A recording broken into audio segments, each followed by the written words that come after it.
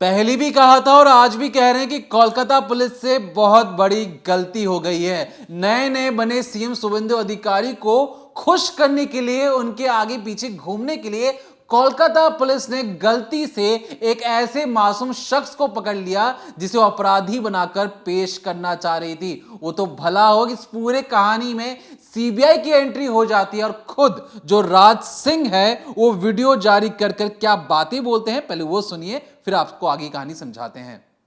जय श्री राम। बहुत जल्दी सभी को सबका जवाब मिल जाएगा।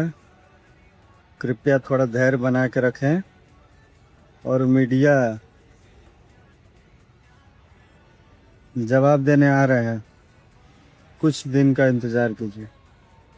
तो सुना आपने कि जो राज सिंह है वो इसके बाद ऑन कैमरा लाइव इंटरव्यू देते हैं, बहुत ही लंबा, जिसमें वो बताते हैं कि किस तरीके से कोलकाता पुलिस उन्हें धमकाती है। क्योंकि वो यूपी से थे, उन्हें अयोध्या से जब वो परिवार के साथ राम मंदिर में गए थे तब वहीं से उन्हें उठा लिया जाता है और उसके बाद क्योंकि उन्हें बंगाली नहीं आती थी उन्हें डराया धमकाया जाता है और कहा जाता है कि एनकाउंटर कर देंगे, सच कबूल कर लो।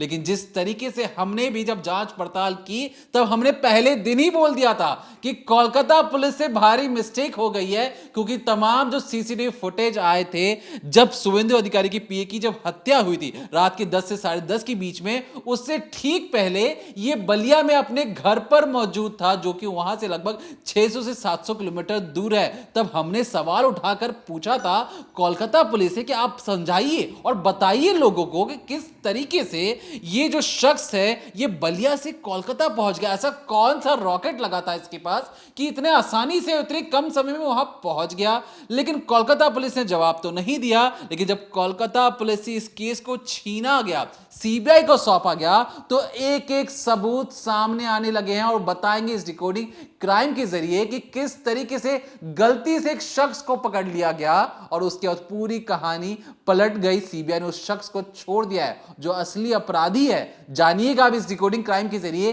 कि वो शख्स कौन है और किस तरीके से उसके तार शुभेंदु अधिकारी के पीए के हत्याकांड से जुड़ते हुए चले जाते हैं।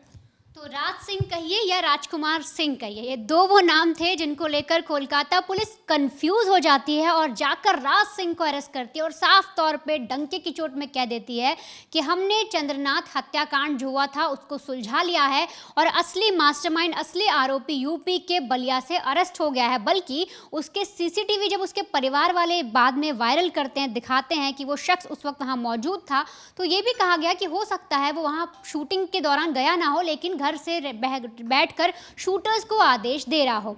लेकिन अब हुआ क्या कि दरअसल ये जो आप तस्वीर देख रहे हैं इसका नाम है राजकुमार सिंह। ये भी बलिया का रहने वाला है और ये है असली अपराधी, यानी कि जिस राज सिंह को कोलकाता पुलिस ने पकड़ा था वो असली अपराधी नहीं था बल्कि राजकुमार सिंह था। नाम के कंफ्यूजन की वजह से राज सिंह को कोलकाता पुलिस बलिया से, माफ करिएगा, अयोध्या से उठाकर ले जाती है। अब हुआ क्या था कि जब मयंक मिश्रा और विक्की, दो शूटर जब अरेस्ट हुए चंद्रनाथ रथ हत्याकांड के मामले में, तब पुलिस ने उनसे तहकीकात करनी चालू की और उन्होंने बार बार नाम लिया राज सिंह, राजकुमार सिंह। अब हुआ ऐसा कि जो राजकुमार सिंह है उसका पूरा नाम राजकुमार सिंह है, लेकिन गांव के लोग, लोकल जो उसके जानकार है, उसे राज सिंह के नाम से राज कहकर बुला लेते हैं और इसीलिए उन शूटर्स ने राज सिंह कह के भी पुलिस के सामने वो नाम कह दिया। अब कोलकाता पुलिस ने इन्वेस्टिगेशन कैसी की, जैसे हमने आपको बताया था कि उन्होंने रिवर्स इन्वेस्टिगेशन की थी, यानी पीछे से सारी कड़ियां जोड़नी शुरू की और ऐसे करते करते उनके तार बिहार, झारखंड, यूपी तक पहुंचे।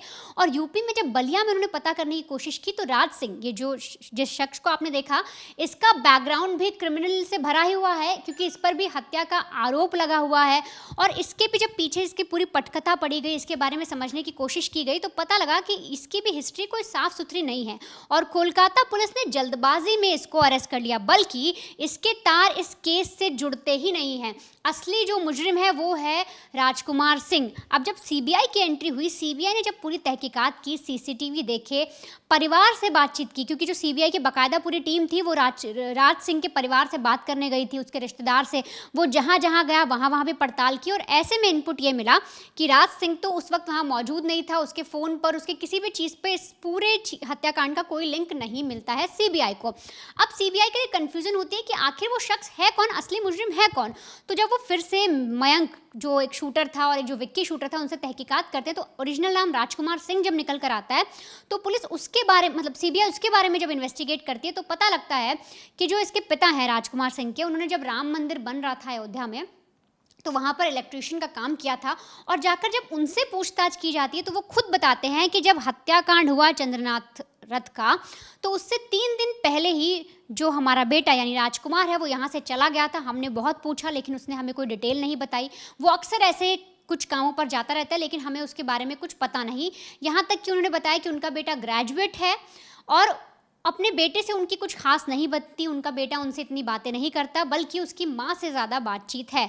अब सीबीआई को जब ये लिंक मिले और इसके बाद राजकुमार के बारे में आप यूँ समझिए हर तरफ सर्च ऑपरेशन चलाया गया। पता लग रहा था कि वो मुजफ्फरपुर भाग गया है, कई जगह ऐसी आ रही थी कि उसके इनपुट्स मिल रहे थे और इसी तरीके से पुलिस जो सीबीआई की टीम थी उसने उसे टारगेट किया, हर कहीं जो अपना जाल बिछा और फिर जाकर राजकुमार को जब अरेस्ट किया तब जाकर ये जो राज सिंह है इसे पुलिस ने रिहा किया, क्योंकि तब उन्हें समझ में आया कि जिसको हमने पकड़ा था या जो कोलकाता पुलिस जिस अपराधी को पकड़ के लाई थी वो तो अपराधी था ही नहीं, उसका तो इस पूरे मैटर में कोई लिंक था ही नहीं। अब आप खुद से सुनिए कि जो राज सिंह है जिसे बलिया का डॉन कहा गया, जिसे कहा गया कि इसने शुभेंदु अधिकारी के जो पीए थे चंद्रनाथ रथ, उनकी हत्या में बहुत अहम योगदान दिया, तो आखिर किस तरह से जब वो कैमरे पर आया और जब मीडिया ने उससे सवाल पूछे तो कैसे उसने कोलकाता पुलिस को चुभने वाली बातें कह दी। अब अध्यक्ष जी अब जी भैया, एक आपका नाम पूरा परिचय देना चाह रहे हैं। मेरा नाम राज सिंह है। मैं अखिल भारत क्षेत्रीय महासभा का प्रदेश महासचिव हूँ। जी भैया, आपकी गिरफ्तारी कब हुई, कैसे हुई और किस अंदाज में आपकी गिरफ्तारी हुई? मैं अयोध्या गया था राम जी का दर्शन करने, परिवार के साथ था, मम्मी के साथ था। वहाँ पे मैं दर्शन करके आ रहे थे बलिया, हम लोग खाने के लिए एक ढाबे पे रुके थे। खाना वाना खा के अब जा रहे थे घर हम लोग, तब तक उसी में एसओजी मुझे गिरफ्तार कर लिया। फिर इस मामले में सबसे दोषी किसको मानते हैं? पुलिस को? तो पुलिस को, एसओजी टीम को मैं मानता हूँ, क्योंकि वो किसी प्रकार का कोई जांच नहीं की, मुझ पे जानबूझ का प्रेशर बना रही थी कि हाँ आप किए हैं, आप बोलिए आप किए हैं ये वो, जबकि मैं सत्य पे हूँ तो मैं क्यों किसी से झुकूं और दबूं। अगर मैं कोई गलत किया रहता, अपराधी रहता, चाहे किसी प्रकार का मेरे पे मामला रहता, तब मुझे डर लगता है, मैं वो होता है। जब मैं सत्य पे हूँ तो कोई बात नहीं।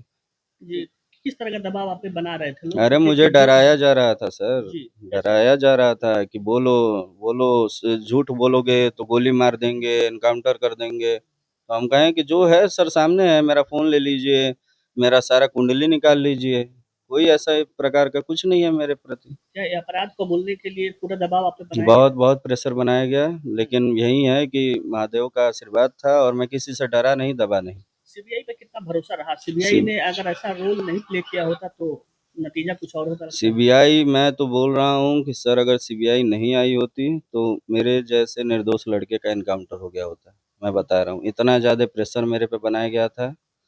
मैं हाथ जोड़ के सीबीआई को मैं बहुत धन्यवाद देना चाहता हूँ कि जितने भी ऑफिसर थे अपना निष्पक्ष होकर बहुत अच्छे से जांच किए, काम किए, और मैं आप लोग के माध्यम से सीबीआई सर लोग को बहुत बहुत धन्यवाद देता हूँ। कस्टडी में जब आप थे तो क्या आपको कब लगा, जैसे लगा कभी कि आपका इनकाउंटर हो जाएगा या काफी दबाव या किस टॉर्चर किया गया आपको? जी जी, यहाँ से मुझे जब बंगाल लेके गया तो बंगाल में वहाँ पे मुझे बंगाली आती नहीं है, भाषा का तो बहुत प्रॉब्लम है।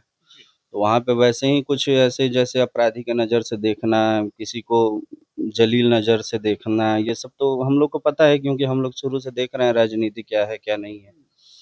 तो वहाँ पे ऐसा लगता था कि ये लोग मेरा प्लानिंग व्लानिंग कर रहे हैं ये सब, कि कहीं ले जाके एनकाउंटर कर दें।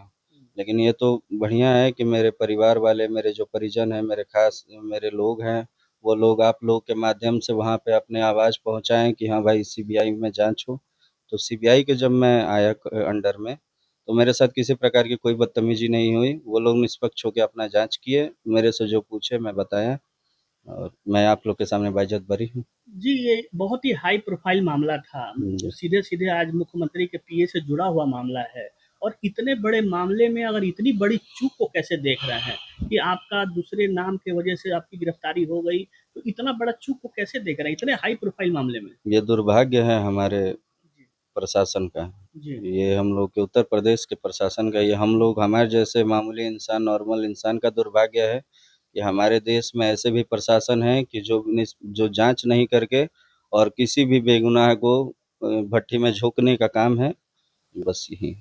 क्या आपको नहीं लगता कि अगर आपके पास जो सीसीटीवी फुटेज जो भी आपके पास थे मौजूद यहाँ, जो आपके घर वालों ने मुहैया कराया सीबीआई को, अगर सीसीटीवी फुटेज नहीं होता तो फिर क्या होता? नहीं होता तो मैं आप लोग के बीच नहीं होता है, क्या? मेरा कभी का एनकाउंटर हो गया होता है। हम्म, अगर मेरे पास सबूत नहीं होता और ये लोग इतना मेरे पे प्रेशर बना रहे थे तो मेरा तो इनकाउंटर हो गया होता। अगर सीबीआई नहीं आई होती तो मैं आप लोग के सामने नहीं होता। हम्म। और सीसीटीवी फुटेज अहम रोल प्ले किया। बहुत बहुत अहम रोल प्ले किया है सीसीटीवी फुटेज। मैं जो अपने लिए कुर्ता पैजामा एक 2800 कुछ रुपए का खरीदा था ड्रेसलैंड मॉल से, वो मॉल का वो जो बिल है वो मेरे पास ये था कि मैं गलत नहीं हूँ तो कुछ नहीं होगा। आप क्षत्रिय महासभा से भी थे, क्या पर क्षत्रिय महासभा आपके लिए खड़ा नहीं कोई होता? नहीं सर, कोई काम नहीं आया। बुरे वक्त में कोई काम नहीं आता है, बस कुछ जो अपने खास हैं अपने परिजन हैं वही काम आते हैं। देखिए ऊपर एक बोर्ड लगा है, मैं प्रदेश महासचिव हूँ। वो बोर्ड बरकरार रहेगा फिर या फिर उतार देंगे? मुझे नहीं लगता कि वो बरकरार रहेगा क्योंकि कोई मतलब नहीं है, ये बस झूठ-मूठ का एक लाइमलाइट के लिए। और जिस टाइम मैं तो देख रहा था कि जिस टाइम मैं फँसा हूँ, मेरे परिवार वाले बोल रहे हैं कि कोई नहीं आया राज, कोई कोई भी काम नहीं आया, तो कोई मतलब नहीं है ऐसे सब में। ये क्षत्रिय महासभा से आप इस्तीफा देंगे इस पद से? देखिए अब वो तो आगे पता चलेगा क्या होगा क्या नहीं होगा। किसी किसको धन्यवाद देना चाहेंगे इस पूरे प्रकरण में? मैं धन्यवाद पत्रकार बंधुओं को भी देता हूँ कि जो लोग ये बात पहुँचाएँ वहाँ पूरे देश विदेश में कि मैं निर्दोष हूँ, और मैं उससे भी ज़्यादा धन्यवाद सीबीआई को देना चाहता हूँ कि सीबीआई निष्पक्ष होकर अपना जांच की है, किसी प्रेशर किसी दबाव में नहीं की। माता जी आपकी बहुत परेशान थी, माता जी बार बार दुआ करती थी, माता जी कह रही थी कि हम राम जन्मभूमि गए थे, राम जी का दर्शन किए हैं, तो क्या माता जी का भी इसमें धन्यवाद? माता जी को धन्यवाद क्या देना है सर, जो है माँ का ही तो है।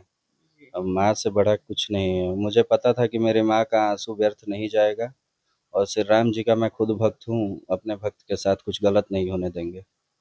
माँ का आशीर्वाद था तो आज आपके सामने है। सीबीआई पे लोग सवाल उठाते हैं, विपक्ष हमेशा देखते हैं कि सवाल उठाते रहता है कि गलत करती है तो होता है ये है, लेकिन आपके मामले में आपने देखा कि सीबीआई ने सही रोल प्ले किया और निर्दोष घर पे आए, तो लोगों का क्या सीबीआई पे भरोसा? सर मैं तो ये बोल रहा हूँ कि कोई भी निर्दोष है उसको किसी के पास नहीं जाओ, ना ये एसओजी पास जाओ, ना एसटीएफ पास जाओ, ना पुलिस विभाग। अगर तुम निर्दोष हो तो सीधे सीबीआई का जांच मांगो, वो तुम्हें बेगुनाह साबित करके ही रहेंगे।